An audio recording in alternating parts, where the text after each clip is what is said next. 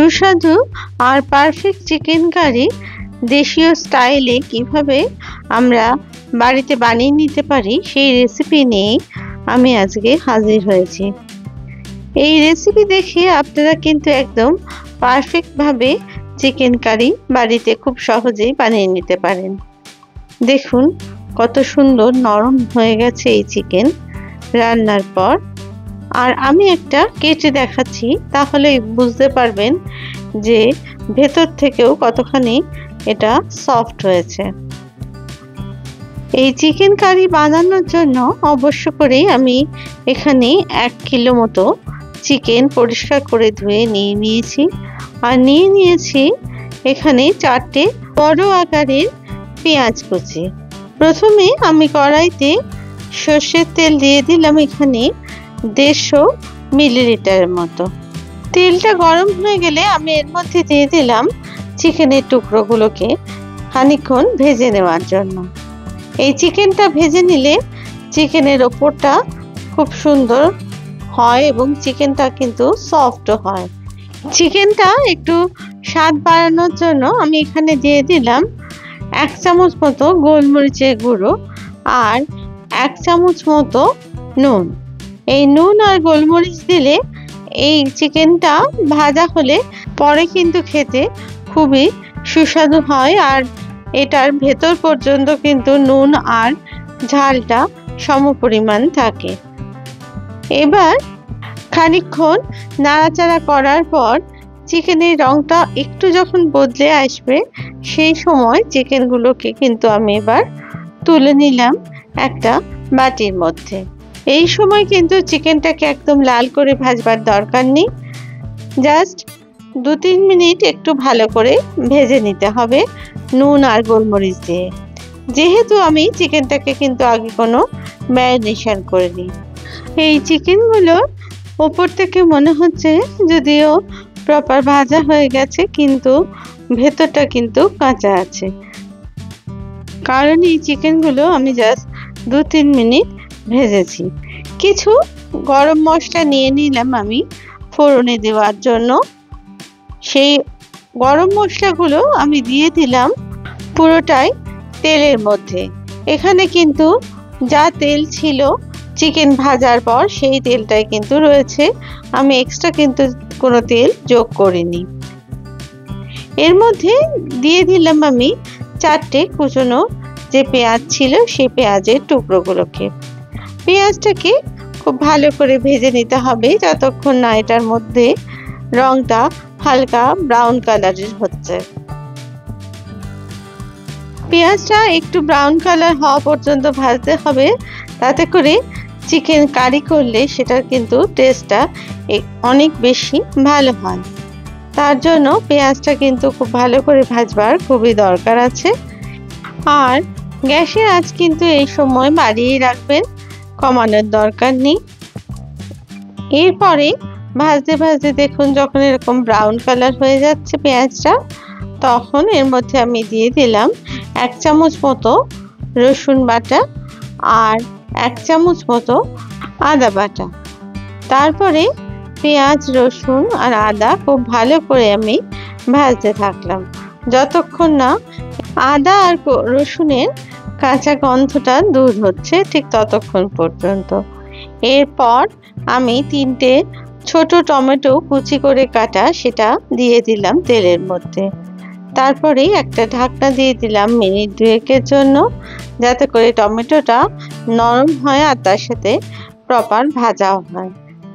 এরপর দেখুন নাড়াচাড়া করে যখন টমেটোটা একটু নরম হয়ে এলো, তখন এর মধ্যে আমি দিয়ে দিলাম 1/2 চামচ মতো হলুদ গুঁড়ো, 1/2 চামচ মতো ঝাল লঙ্কার গুঁড়ো আর 1 চামচ মতো জিরের গুঁড়ো আর 1 চামচ মতো ধনের গুঁড়ো।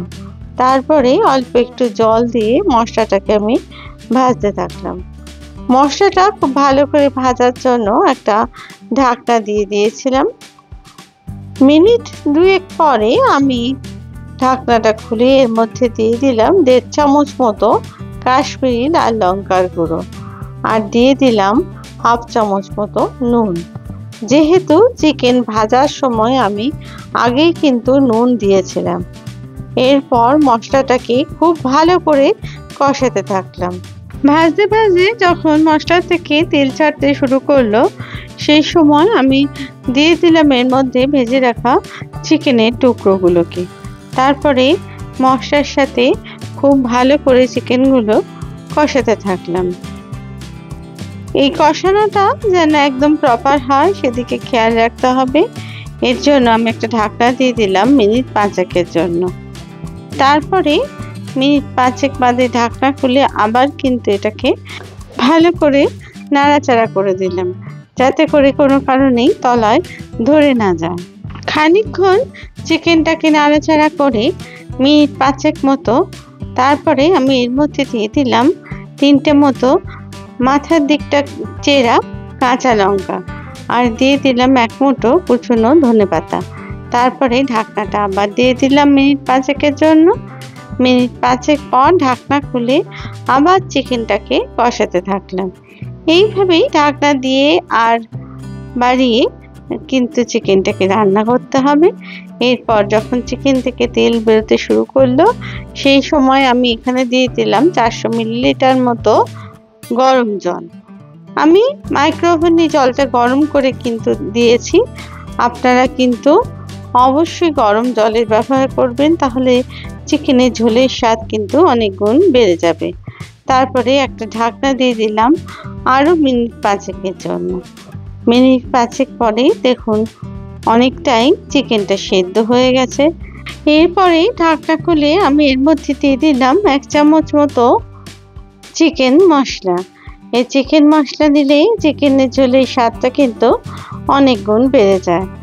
আমি এখানে কিন্তু কোনো গরম মশলা ব্যবহার করিনি।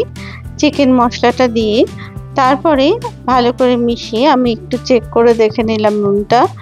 আপনারাও অবশ্যই চেক করে দেখে নেবেন। যদি লাগে নুন, এই সময় কিন্তু আপনারা নুনটা যোগ করে দিতে পারেন। তারপরে চিকেনটাকে একটা কাঁটা চামচের সাহায্যে একটু চেক করে দেখে নিয়ে তারপরে আবার একটা ঢাকনা দিয়ে দিলাম আরও মিনিট 5-এর জন্য। এই সময় গ্যাসের আঁচটা একটু লো করে দিলাম।